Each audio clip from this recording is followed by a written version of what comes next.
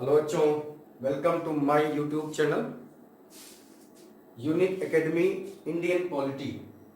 आप सभी लोगों का हमारे इस चैनल पर हार्दिक स्वागत है। आज का जो टॉपिक हमारा बच्चों है बहुत ही इम्पोर्टेंट और बड़ा ही मजेदार है, और ये है समानता का अधिकार। समानता का अधिकार और आर्टिकल आपका अनुच्छेद 14 से 18। अभी तक मैंने आपको आर्टिकल 12 पढ़ाया, डिफिनेशन ऑफ स्टेट, आर्टिकल 13 पढ़ाया, न्यायिक पुनरावलोकन। आज की हमारी टॉपिक है समानता का अधिकार, और ये मेरी हमेशा मैं पढ़ाता हूँ बच्चों, तो थोड़ा सा बच्चों को रिवाइज कर देता हूँ ताकि उनका इंटरेस्ट बढ़े। आज समानता के अधिकार पर चर्चा करें तो समानता के अधिकार में कुल 6 हैं। समानता का अधिकार 14 से 18 में आर्टिकल 14 कहता है कानून के समक्ष समानता। अनुच्छेद 15 कहता है धर्म, वंश, लिंग, जाति और जन्म स्थान के आधार पर भेदभाव का निषेध। ठीक याद हो जाएगा बच्चों, ट्रिप पे याद कर लीजिए एकदम। अनुच्छेद 16 कहता है सरकारी नौकरियों में अवसर की समानता। अनुच्छेद 17 कहता है अस्पृश्यता माने छुआछूत का निषेध, और आपका लास्ट उपाधियों का निषेध माने समानता के अधिकार में आपके 5 आते हैं। तो आज हम एक एक की चर्चा करेंगे और विधिवत चर्चा करेंगे। ऐसा नहीं है कि केवल कुछ के बारे में बता के छोड़ दिया गया, क्योंकि अब फैक्चुअल प्रश्न नहीं आते।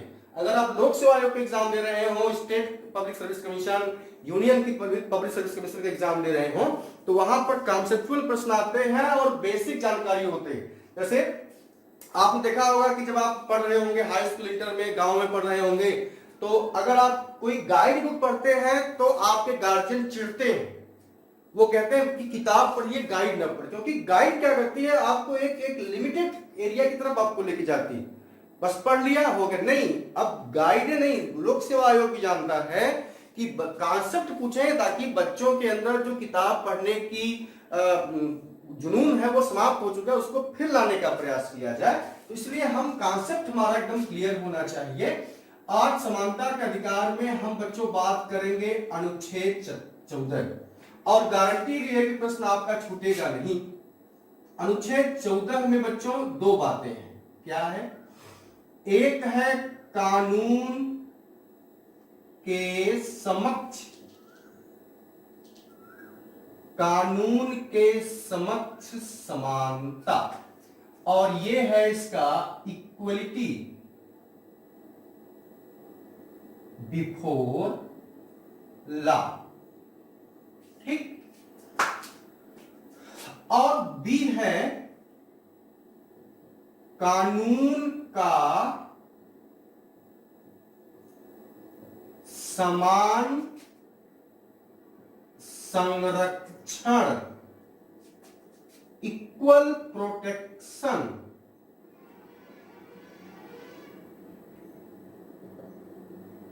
Of laws. अब तो भी तो मैंने ये बता दिया, अब इसमें कुछ बातें नोट कर लेना बेटा। कानून के समक्ष समानता, ये जो शब्द लिया गया है यह इंग्लैंड के संविधान से लिया गया है। एक प्रश्न आपका तैयार, लिखते चलेंगे। कानून के समक्ष समानता का प्रावधान इंग्लैंड के संविधान से लिया गया है, और कानून का समान संरक्षण का सिद्धांत संयुक्त राज्य अमेरिका के संविधान से लिया गया है। बोलो बेटा, यहां बात क्लियर हो गई। अब एक तो प्रश्न ये क्लियर हो गया, कानून के समक्ष समानता जो इंग्लैंड से लिया गया है, तो इंग्लैंड के, मैं यहां कर लेता हूं, आप मेरे एरो पर गौर करें बेटा। इंग्लैंड के विचारक थे डाइसी। डाइसी, इनकी पुस्तक है लॉ ऑफ कॉन्स्टिट्यूशन। ये डाइसी की जो है बुक है, और इस बुक में कहा कि कानून के समक्ष सभी लोग समान होने चाहिए। कानून किसी भी व्यक्ति के साथ किसी प्रकार का भेदभाव नहीं करेगा, चाहे वो राष्ट्रपति हो, उपराष्ट्रपति हो या एक सामान्य सा काम करने वाला वर्कर। बात समझ में आ रही बच्चों? अब कानून के साथ समानता का जो प्रकृति है बच्चों वह निषेधात्मक है और कानून का समान संरक्षण की जो प्रकृति है वह सकारात्मक है। बोलो बेटा, ये सब प्रश्न आए हैं, इसीलिए मैं हर बात को बता रहा हूं कि कानून के समक्ष समानता की जो प्रकृति है वो निषेधात्मक या नकारात्मक है, क्योंकि किसी भी व्यक्ति या संस्था यह जो है किसी व्यक्ति या संस्था को सर्वोच्च नहीं मानती। यहां सर्वोच्च क्या है? कानून है, और कानून के समक्ष समानता का मतलब सभी लोग क्या है? बराबर है। इंग्लैंड में यही व्यवस्था है, ठीक है। इक्वल प्रोटेक्शन ऑफ लॉ, कानून का सबको समान संरक्षण होगा। आप लिख सकते हैं, क्या लिख लेंगे? कानून के समक्ष समानता का अर्थ यह होता है कि कानून के नजर में सभी लोग समान हैं, किसी भी व्यक्ति के साथ किसी प्रकार का भेदभाव नहीं होगा। कानून के समक्ष समानता चाहे वो देश का राष्ट्रपति हो, प्रधानमंत्री हो या किसी के घरों में काम करने वाली एक नौकरानी हो, सबके सब कानून के समक्ष समान होंगे और सबके को कानून का समान संरक्षण होगा। कानून के समक्ष समानता का विचार हमने इंग्लैंड से लिया है और कानून के समान संरक्षण का विचार हमने कानून के समक्ष समानता का विचार इंग्लैंड से और कानून के समक्ष संरक्षण का विचार हमने कहां से लिया है? यूएसए से लिया है। ये कानून के समक्ष समानता की बात सबसे पहले किसने किया था? तो इंग्लैंड के ही एक दार्शनिक डाइसी ने किया था। इनकी बुक यही है लॉ ऑफ कॉन्स्टिट्यूशन। अब बच्चों यहां एक बात आ जाती है, आप नोट कर लिए होंगे इसको, तो मैं इसको मिटा देता हूं, जरूर नोट कर लीजिएगा। अब मैं इसको मिटाता हूं क्योंकि इस समानता के अधिकार में कानून के समक्ष समानता के कुछ अपवाद हैं, ठीक है। कानून के समक्ष समानता के कुछ अपवाद हैं, वो क्या है? ये देखिए, आप लिखते चलेंगे। अनुच्छेद 361 क्या कहता है? अनुच्छेद 361 ये कहता है कि राष्ट्रपति, राज्यपाल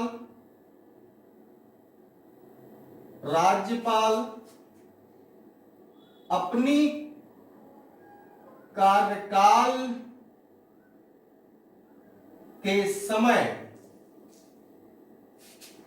किए गए कार्य, लिख लेंगे बेटा, मैं बोल रहा हूं, आप लिख सकते हैं इसके साथ साथ। राष्ट्रपति, राज्यपाल अपने कार्यकाल के समय किसी भी समय कार्यकाल के समय किए गए कार्य के प्रति न्यायालय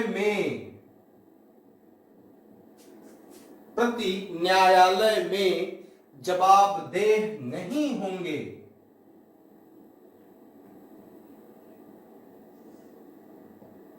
लिख लेंगे बेटा, ये अपवाद है समानता के अधिकार का, या सॉरी कानून के समक्ष समानता का यह अपवाद है। सुन लिया आपने, मैंने क्या बोला? कानून के समक्ष समानता का यह क्या है बच्चों? अपवाद है, ठीक है। तो मैंने क्या बताया 361 में पहले में बताया, आप फर्स्ट कर लीजिए यहां पर। फर्स्ट में कि राष्ट्रपति, राज्यपाल अपने कार्यकाल के दौरान किसी भी निर्णय के प्रति न्यायालय में जवाबदेह नहीं होंगे, बल्कि आप कार्य की जगह आप निर्णय कर दीजिए, ये अति उत्तम होगा। नंबर 2 क्या कहता है बेटा? 361 में ही है कि राष्ट्रपति और राज्यपाल के खिलाफ उन कार्य अवधि के समय कोई दांडिक कार्यवाही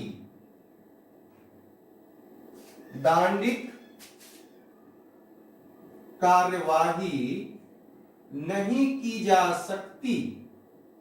लिखते चलेंगे बच्चों, एकदम सामने सब बातें हैं। नंबर 3 देखिए क्या कहता है वही बात, राष्ट्रपति और राज्यपाल, यहां मैंने क्या लिखा है, डांडिक। अब देखो क्या हो जाएगा, यहां पर सिविल, राष्ट्रपति और राज्यपाल के खिलाफ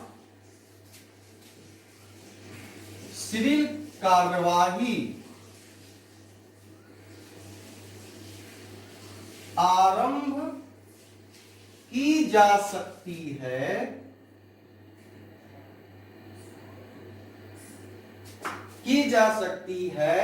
परंतु ऐसी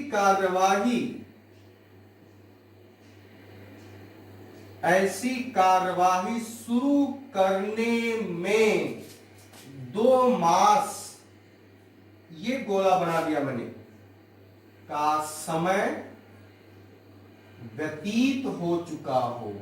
बोलो बेटा, बात क्लियर? ये मैं कानून के समक्ष समानता की बात मैंने किया कि कानून के नजर में कभी सभी लोग क्या है, समान है। तो यहां पर लेकिन कुछ अपवाद है। तो पहला तो मैंने ये बता दिया कि न्यायालय में जवाबदेह नहीं होंगे, उनके खिलाफ कोई दंडिक कार्यवाही नहीं की जा सकती, परंतु सिविल कार्यवाही की जा सकती है। और सिविल कार्यवाही करने शुरू करने से पहले 2 मास का समय व्यतीत हो चुका हो जाएगा ये, ठीक है। आर्टिकल 361 क्या कहता है, ध्यान से सुने बेटा। अनुच्छेद 361 का क, मैं बड़ा लिखता हूं, अनुच्छेद 361 का क, यहां 361 केवल है और यहां 361 का क। ये क्या कहता है बच्चों, ये कहता है कि संसद और राज्य विधान मंडल, लिख लेंगे बेटा, मैं बोल रहा हूं कि आप लिख भी सकते हैं। संसद और राज्य विधान मंडल की कार्यवाहियों को सही तरीके से, इसका क्या मतलब मैं बताना चाहता हूं, सही तरीके से दिखाता है, से कोई तरीके से यहां आप जोड़ सकते हैं, कोई दिखाता है तो उसके खिलाफ कार्यवाही नहीं की जा सकती है।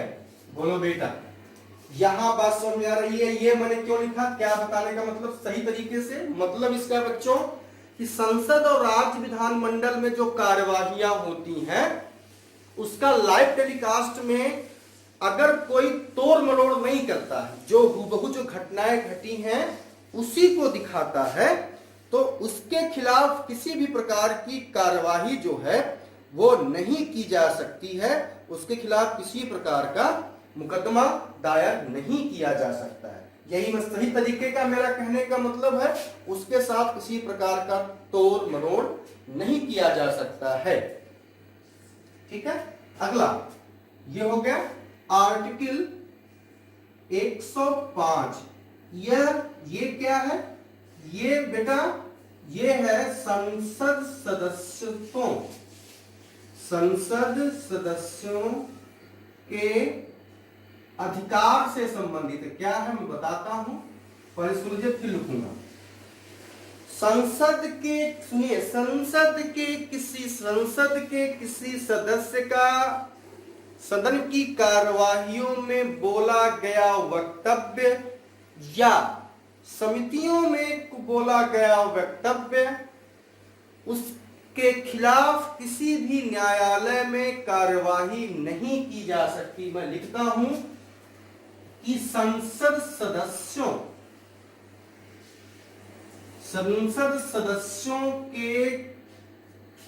के द्वारा संसद में या समिति में दिए बयान के खिलाफ कार्यवाही न्यायालय में कार्यवाही नहीं की जा सकती। ये लोकसभा और राज्यसभा के संसद के सदस्यों की बात है बच्चों, और उनके लिए लोकसभा और राज्यसभा। ये प्रश्न बहुत ही इंपॉर्टेंट है, पूछा गया प्रश्न है स्टेट कमीशन के एग्जाम में। इस अनुच्छेद 105 को बहुत बार पूछा गया है। अगला है बेटा आर्टिकल 194। ये किससे संबंधित है? ये राज्य विधानमंडल से संबंधित है। बस राज्य, अब इसी को आप इसी पे आप चिपका दो, cut and paste. Cut and paste computer सोचते हैं। राज्य विधानमंडल के सदस्यों के अधिकार से संबंधित। बस यहीं पर आपको कट एंड पेस्ट कर देना है कि यहां संसद है, यहां राज्य, या राज्य विधानमंडल के सदस्यों को राज्य विधानमंडल, बस वही कट कर देंगे, यहां राज्य विधानमंडल कर देंगे, यहां कर देंगे। राज्य विधानमंडल के सदस्यों को राज्य विधानमंडल या समितियों में दिए गए बयान के खिलाफ कोई कार्रवाई नहीं की जा सकती। फिर से बताता हूं बच्चों, इसकी मैं बात कर रहा हूं। राज्य विधानमंडल के सदस्यों, बस उसी पेस्ट कर देना, राज्य विधानमंडल के सदस्यों के द्वारा राज्य विधानमंडल या उसकी समितियों में दिए गए बयान के खिलाफ न्यायालय में कोई भी कार्यवाही नहीं हो सकती है। याद हो जाएगा ये बातें। ये अनुच्छेद दोनों बड़े इंपॉर्टेंट है। अनुच्छेद 105 जो है वह संसद के सदस्यों से संबंधित है, और अनुच्छेद 104 जो है, सॉरी 194 जो है वो राज्य विधानमंडल से संबंधित है। ठीक है। अगली बात, इसको मैं मिटा देता हूं। अगली बात देखें ध्यान से, एक दो बार इसको आप रिकॉर्ड करके लिख लीजिएगा, क्योंकि समय के अंदर हम इसको खत्म कर लें, आज के टॉपिक को पूरा हो गया। अगला पॉइंट उसी में होगा, अपवाद में ही होगा। मैं फिर एक बार लिख ही देता हूं, अपवाद में ही होगा। क्या है अगला पॉइंट? जो भी होगा 3 या 4 जो भी होगा वो कर लीजिएगा। क्या है कि जो कूटनीतिक व्यक्ति हैं, ठीक है, राजदूत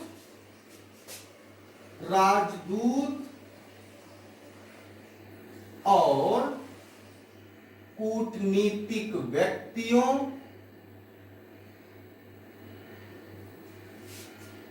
कूटनीतिक व्यक्ति भी मुकदमों से मुक्त होंगे। ठीक है, कूटनीतिक व्यक्ति भी मुकदमों से मुक्त होंगे। ठीक है, तो ये अपवाद हो गया बेटा, याद हो जाएगा। तो अनुच्छेद 14 मैंने क्या बता दिया?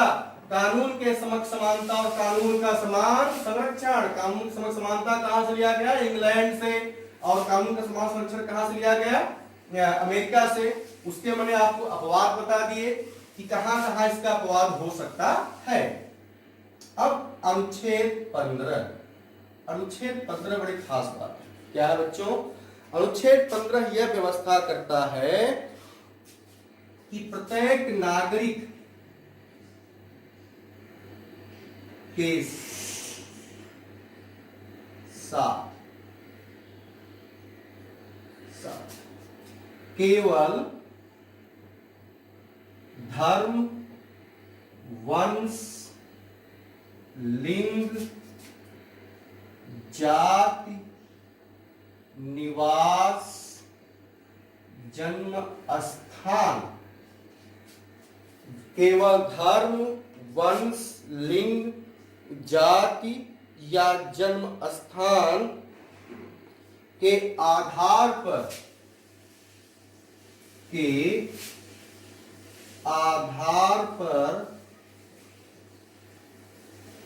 भेदभाव का निषेध। यहां केवल शब्द का बड़ा अर्थ है बेटा, मतलब इनके आधार पर अगर किसी प्रकार का भेदभाव किया जा रहा है, इनके आधार पर किसी प्रकार का अगर भेदभाव किया जा रहा है तो उसको निषेध किया जा सकता है।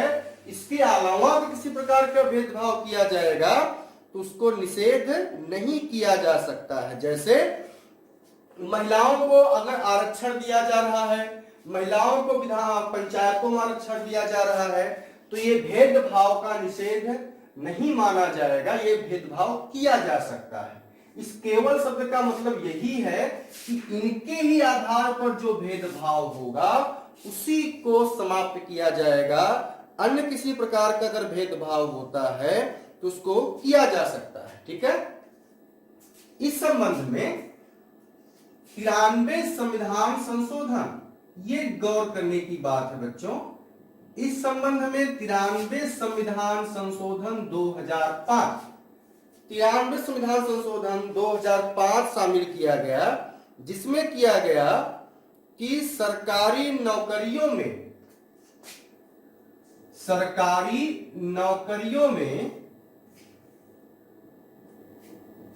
में ओबीसी के लिए, ये गौर करें, सरकारी नौकरियों में ओबीसी अदर पिछड़ा वर्ग के लिए आरक्षण का प्रावधान किया गया। मतलब ये जो है जाति के आधार पर, देखिए ये है ना, जाति सबको बराबर मानना चाहिए, लेकिन यहां पर जाति आ गई ओबीसी वर्ग के लिए। तो इस प्रकार का अगर कोई प्रावधान कर किया जाता है तो उसको निषेध नहीं माना जाएगा। और इस संसद के इस कार्य को अप्रैल 2008 में न्यायालय माने सर्वोच्च न्यायालय ने इसको स्वीकार किया। बात समझ में आ रही है बेटा? अगर जाति या किसी विशेष के आधार पर सरकार कुछ विशेष प्रावधान करती है तो उसको अनुच्छेद 15 का उल्लंघन नहीं माना जाएगा। इस संबंध में एक विचार आ गया है बच्चों, इस संबंध में एक विचार आता है, वो है क्रीमी लेयर। क्रीमी लेयर, इसकी शुद्ध हिंदी होती है मलाईदार परत। मतलब ये क्या है, इसकी एक सीमा रेखा बना दी गई है कि ओबीसी वर्ग में इसकी एक सीमा बना दी गई है कि ओबीसी वर्ग में जिसकी सालाना आय 6 लाख है, आप नोट करके लिख लेंगे, ओबीसी वर्ग में जिसकी सालाना आय 6 लाख है, उन्हें ओबीसी वर्ग में उन्हें आरक्षण से 6 लाख या उससे ऊपर है, आरक्षण से बाहर किया जाएगा। ये पूछा गया प्रश्न है।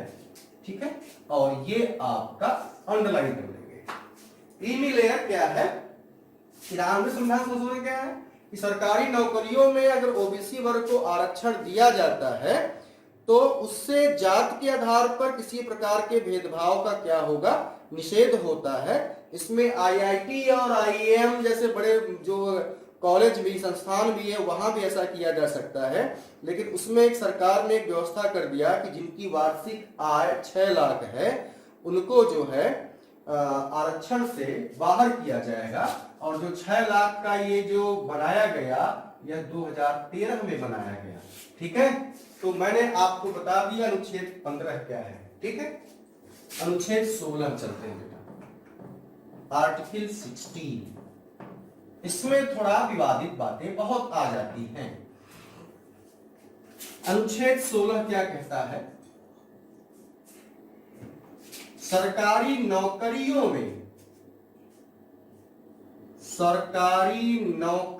में अवसर की समानता, इसको समझ लें। सरकारी नौकरियों में अवसर की समानता, यहां क्या कहता है? या इसी को आप कह सकते हो सरकारी नौकरी या बच्चों लोक नियोजन या सरकारी नौकरियों में अवसर की समानता। ठीक है, तो यहां पर आपको प्रश्न समझने की जरूरत है। वही चीज है कि किसी भी व्यक्ति के साथ, ध्यान सुने बच्चों, किसी भी व्यक्ति के साथ केवल धर्म, वंश, लिंग, जाति, केवल धर्म, वंश, लिंग, जाति, जन्म स्थान के आधार पर, जन्म स्थान के आधार पर भेदभाव का निषेध करता है, अर्थात सभी लोगों को सरकारी नौकरियों में समान अवसर प्रदान करता है। लेकिन यहां पर जो इंपॉर्टेंट बात है, अगर सरकार ओबीसी और एससी और एसटी वर्ग के लिए उनके समाज के मुख्य धारा में जोड़ने के लिए अगर उनके लिए विशेष प्रावधान करती है, तो यह अवसर की समानता का उल्लंघन नहीं होगा। इस संबंध में एक पिछड़ा आयोग का गठन किया गया था। प्रथम मोस्ट इंपॉर्टेंट बेटा, प्रथम पिछड़ा आयोग का गठन किया गया था और वो था 1953 में। और इस पिछड़ा आयोग के जो अध्यक्ष थे वह थे काका कालेकर। ये पूछे गए प्रश्न हैं। प्रथम पिछड़ा आयोग का गठन 1953 में किया गया और इसके अध्यक्ष कौन थे? काका कालेकर। इन्होंने अपनी रिपोर्ट 1955 में दी, लेकिन इनकी रिपोर्ट पर कोई विशेष क्रियान्वयन नहीं हो सका। इसके बाद द्वितीय पिछड़ा आयोग का गठन किया गया। द्वितीय पिछड़ा आयोग का गठन किया गया और द्वितीय पिछड़ा आयोग का गठन 1979 में किया गया। ठीक, अब यहां कुछ बातें।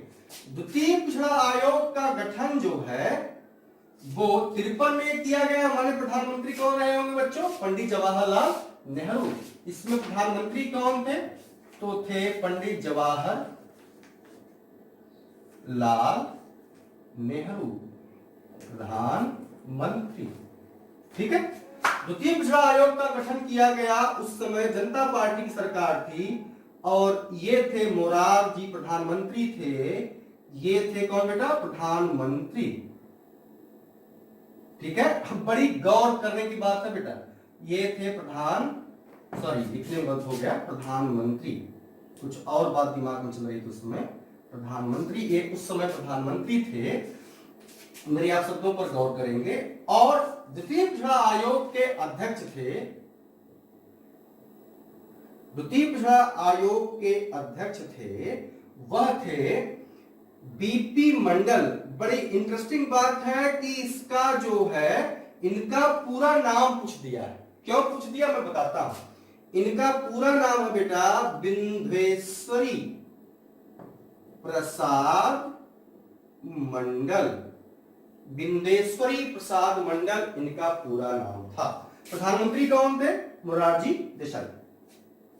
द्वितीय पिछड़ा आयोग ने अपनी रिपोर्ट में जो सामाजिक सुधार के लिए अपनी रिपोर्ट दिया, उसमें उन्होंने 3743, ये डाटा याद रखेंगे बेटा, 3743 जातियों को ओबीसी में रखा। ये अपनी रिपोर्ट में इन्होंने 3743 जातियों को ओबीसी में रखा और इसके लिए इनके लिए 27% आरक्षण की बात कही। मोरारजी देसाई की सरकार गिर गई। उसके बाद चुनाव हुए और चुनाव में बीपी सिंह, यही प्रश्न बच्चों को कंफ्यूज करता है। बीपी सिंह, इनका पूरा नाम है विश्वनाथ प्रताप सिंह। ये बने बच्चों प्रधानमंत्री और बीपी सिंह ने ही बिंदेश्वरी प्रसाद मंडल माने बीपी मंडल की रिपोर्ट को लागू कराया। अब यही प्रश्न पूछ देता है बच्चों की मंडल कमीशन के यही नाम इतिहास में मंडल कमीशन के नाम से जाना जाता है। ठीक है, तो प्रश्न पूछ देता है कि बीपी का पूरा नाम क्या था। यहां बीपी मंडल का पूरा नाम बिंदेश्वरी प्रसाद मंडल, या विश्वनाथ प्रताप मंडल, ऐसे करके पूछ देता है, क्योंकि दोनों नाम सेम मिलते हैं। और आपको ट्रिक भी याद रखने की है कि बीपी सिंह प्रधानमंत्री थे और इस कमीशन को लागू करवाने वाले कौन थे? बीपी सिंह थे। और इस कमीशन के अध्यक्ष कौन थे? विंध्यश्री प्रसाद मंडल। अब यह मामला जो है, यह मामला कोर्ट में चला गया और मामला था बच्चों इंदिरा साहनी, क्योंकि यह पूरे देश में आरक्षण समर्थक और आरक्षण विरोधी पूरा देश बन गया और इसके खिलाफ जगह जगह बवाल हुआ, धरना प्रदर्शन हुआ, आगजनी हुई। तो जब ये मामला गया इंदिरा साहनी बनाम भारत संघ, सन इसका है 1992। प्रश्न पूछता है कि इंदिरा साहनी विवाद का संबंध किस मामले से है? तो आप बता दोगे बेटा मंडल कमीशन से है। इंदिरा साहनी का मामला किस कमीशन से है? तो आप बता दोगे मंडल कमीशन से है। ठीक है, इस कमीशन ने जो अपनी रिपोर्ट लिखा, मैं बच्चों यहां लिखता हूं, यहां पर आप नोट कर लीजिएगा। इंदिरा साहनी का सुप्रीम कोर्ट ने जो अपनी रिपोर्ट दिया, जो फैसला सुनाया, वो ये है कि ओबीसी वर्ग को 27% आरक्षण दिया जाए। पहली बात। दूसरी बात यह है कि आरक्षण जो है यह 50% से अधिक न हो। आरक्षण 50% से अधिक न हो। तीसरी बात, क्रीमी लेयर का ध्यान दिया जाए। ठीक है, क्रीमी लेयर का ध्यान दिया जाए। ठीक है। नंबर 4, प्रोन्नति में आरक्षण समाप्त किया जाए। ये बच्चों इंदिरा साहनी बनाम भारत संघ का मामला है, गौर करें। ये जो मामला है वो इंदिरा साहनी बनाम भारत संघ का है और सुप्रीम कोर्ट ने अपना ये फैसला सुनाया था। ये इंदिरा साहनी का मामला है। हालांकि बाद की सरकारों ने अपने चुनावी लाभ के लिए इसके साथ खिलवाड़ भी किया, लेकिन जो हमको अकॉर्डिंग टू कॉन्स्टिट्यूशन पढ़ना है, अनुच्छेद 16 के बारे में जानना है, तो वो बच्चों यही है। ठीक है। अब इससे संबंधित एक प्रश्न और आता है कि क्रीमी लेयर की पहचान कैसे हो। मोस्ट इंपॉर्टेंट, इसीलिए मैं इसको यहां लिख देता हूं कि क्रीमी लेयर की पहचान के लिए या पिछड़ी जातियों, फिर से मैं लिख देता हूं, क्रीमी लेयर की पहचान के लिए या पिछड़े जातियों के पहचान के लिए मोस्ट इंपॉर्टेंट बच्चों, रामनंदन समिति, ये पूछा गया प्रश्न है, मैं इसको हरदम इंपॉर्टेंट बता रहा हूं। रामनंदन समिति का गठन किया गया।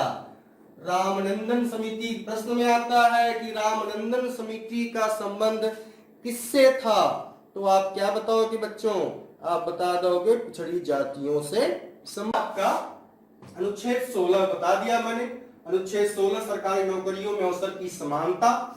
लेकिन अगर कोई सरकार ओबीसी और एससी एसटी के लिए विशेष प्रावधान करती है तो धर्म, वंश, लिंग, जात के आधार पर भेदभाव नहीं माना जाएगा।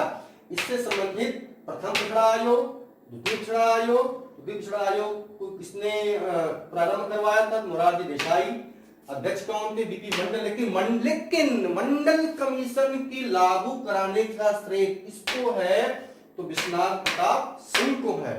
और इससे संबंधित जो मामला आया वो कौन सा था? इंदिरा साहनी बनाम भारत संघ। ठीक है। तो ये मैंने आपको अनुच्छेद 16 बता दिया। फिर से बताइए बच्चों, रामनंदन समिति का संबंध किससे है? तो पिछड़ी जातियों से है। काका कालेकर के समय में प्रथम पिछड़ा आयोग का गठन किया गया। कब किया गया? 1953। द्वितीय पिछड़ा आयोग का गठन 1979। ठीक है। तो इससे प्रश्न आते हैं। मैं मौलिक अधिकार पूरा डिटेल पढ़ाऊंगा, केवल मौलिक अधिकार पढ़ा के छोड़ना नहीं है, क्योंकि कॉन्सेप्ट के अंदर से आप प्रश्नों को देखें तो वह अंदर से क्वेश्चन आयोग में घुस के प्रश्न पूछे जाते हैं। ठीक है, अगली टॉपिक हमारी है, अगला मौलिक अधिकार है अस्पृश्यता माने छुआछूत का निषेध। अस्पृश्यता, अनटचबिलिटी, अस्पृश्यता, इसी को हम क्या कहते हैं? छुआछूत का निषेध। छुआछूत का निषेध, अस्पृश्यता, छुआछूत का निषेध, ये क्या कहता है बच्चों? इसमें पहले भारत में एक बहुत बड़ी समस्या ये थी कि प्राचीन काल से लेकर के छोटे जातियों को हमेशा समाज से अलग समझा गया, उनको एक अलग जगहों पर रखा जाता, उनको अपने बर्तनों में पीने की आजादी नहीं, हमारे बर्तनों में या सरकारी बर्तनों में पीने की आजादी नहीं थी, उनके लिए कुएं अलग होते थे या तो होते ही नहीं थे। ठीक है, तो इन सभी चीजों को संविधान निर्माताओं ने इन चीजों को बहुत अच्छे तरीके से देखा था और उनको ये लगा कि भारतीय समाज के विभाजनकारी कारकों में यह अपने आप में, यह अन्य कारकों में ये एक महत्वपूर्ण कारक भी था। इसीलिए संविधान निर्माताओं ने इसको एकदम समाप्त कर दिया और इसका नाम रख दिया 1976 में, इसका नाम चेंज करके बेटा इसका नाम हो गया नागरिक अधिकार संरक्षण अधिनियम।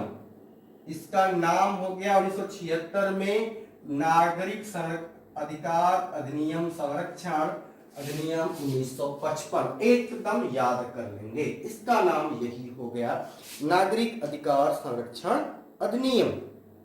ठीक है, अब अगला और लास्ट अनुच्छेद 18। अनुच्छेद 18 उपाधियों का निषेध। इसकी क्या बात है बच्चों, ये देख लें।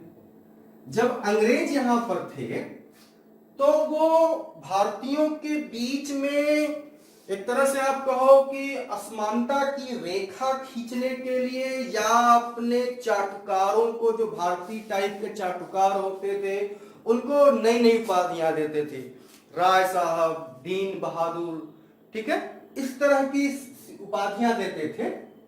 इससे क्या होता था कि समाज में भेदभाव की जो लकीर होती थी वो चौड़ी होती थी। तो संविधान निर्माताओं ने ऐसी भेदभाव को समाप्त करने के लिए किसी भी प्रकार के उपाधियों का निषेध किया। लेकिन यहां पर सेना और विद्या संबंधी उपाधियां दी जाती हैं। इसके अलावा जो उपाधियां सरकार ने शुरू किया बच्चों वो थी भारत रत्न। ठीक, अगला है पद्म विभूषण, पद्म भूषण और पद्मश्री। ये उपाधियां सरकार के द्वारा दी जानी शुरू हो गई थी, परंतु 1900 मोरारजी देसाई की शासनकाल में इनमें 1900, हालांकि इनकी स्थापना कब हुई थी तो आप बता दोगे 1954 में इनकी स्थापना हुई थी। 1917 में इन पुरस्कारों को देना समाप्त कर दिया गया, इन पुरस्कारों को समाप्त कर दिया गया था। ठीक है, इन पुरस्कारों को समाप्त कर दिया गया था। इसके बाद 1980 में ये प्रश्न पूछे गए बच्चों, कब समाप्त किया गया था? 70 में। प्रधानमंत्री कौन थे उस समय? मोरारजी देसाई। ठीक है, और 1980 में इंदिरा गांधी ने, तत्कालीन प्रधानमंत्री इंदिरा गांधी ने इसे पुनः प्रारंभ कर दिया और आज अब भी बना है। ठीक है, यहां पर एक मैं और प्रश्न बता देता हूं बेटा कि आर्थिक रूप से पिछड़े वर्गों को आर्थिक रूप से पिछड़े वर्गों को सरकार ने आरक्षण का प्रावधान किया, चर्चा का विषय है 10%। और सामान्य वर्ग में या सभी लोगों को आर्थिक रूप से आर्थिक आरक्षण का प्रावधान किस अनुच्छेद के तहत में है? तो ये बच्चों डीपीएस है और अनुच्छेद आपका है 46। याद रहेगा, मोस्ट इंपॉर्टेंट प्रश्न में पूछा गया है कि राज्य के प्रश्न में पूछा गया है कि जो आर्थिक रूप से पिछड़े वर्गों को आरक्षण किस अनुच्छेद के तहत दिया गया? अनुच्छेद 46 के थ्रू दिया गया और आर्टिकल आपका है वह अनुच्छेद 6 है और आप इसमें है वो राज्य के नीति निर्देशक तत्व में है। तो आज की क्लास में हमने समानता के अधिकार को 14 से 18 तक पढ़ा। 14 कानून के समक्ष समानता और कानून का समान संरक्षण, ठीक है, इनके बारे में हमारी चर्चा हुई। ठीक है, कल की हमारी जो टॉपिक होगी बच्चों वह होगी स्वतंत्रता का अधिकार और आर्टिकल आपका होगा 19 से अनुच्छेद 19 से 22। बहुत इंपॉर्टेंट है ये स्वतंत्रता का अधिकार अनुच्छेद 19 से 22। कल का हमारा टॉपिक यही होगा, स्वतंत्रता का अधिकार अनुच्छेद 19 से 22 और आर्टिकल 19 अपने आप में बहुत इंपॉर्टेंट है। कल इस पर चर्चा होगी पूरा डिटेल। आपको हमारी वीडियो कैसी लगी? अच्छी लगी तो सब्सक्राइब और लाइक करें, बेल आइकन घंटी बजाएं और जो भी कमेंट्स होता है वो हमको दें और घर से पढ़कर आए। किताबों को पढ़ने का प्रयास करें, गाइड ना पढ़े बच्चों, किताब ही पढ़ें और मेरे वीडियो को आप कॉपी पर नोट्स बनाएं और उसको लिखते चलें। ठीक है, इसमें हर दिन एक एक मूल अधिकार मैं आपको समाप्त करता चलूंगा। कल की हमारी वीडियो स्वतंत्रता का अधिकार होगी। इसको आगे पढ़ने के लिए हमेशा हमारी वीडियो को देखते रहें। धन्यवाद। ठीक है।